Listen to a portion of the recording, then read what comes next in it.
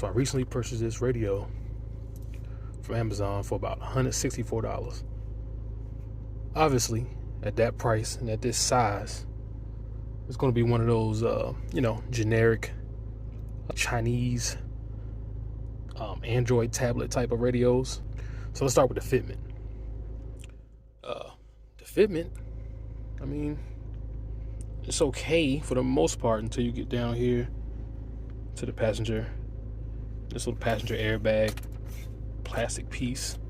It doesn't seem to want to stay in, so I don't know if it's user error or if that's just kind of how it goes. I mean, you kind of have to give and take with things like this, especially at its price point. But besides that, everything else fits pretty decent.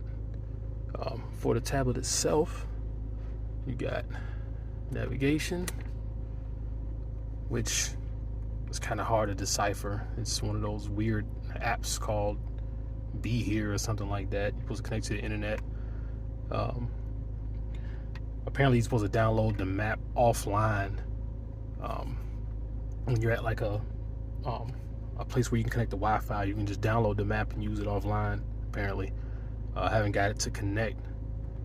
When I try to connect to Wi-Fi, I'm right here in front of my house. Let's turn Wi-Fi on.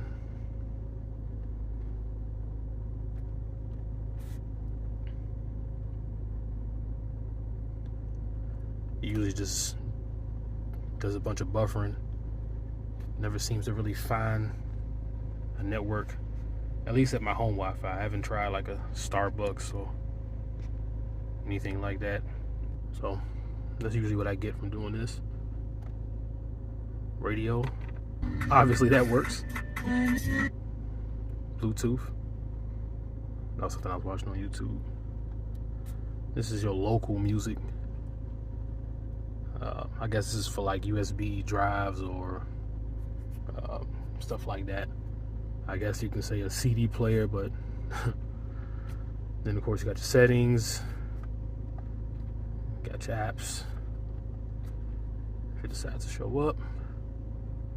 You got Google Maps, Play Store, stuff like that. I don't know how you're supposed to use it without connection, but that's something I got to work out. The instructions on these like generic Chinese and Amazon Tesla style radios, whatever you want to call them, the instructions are usually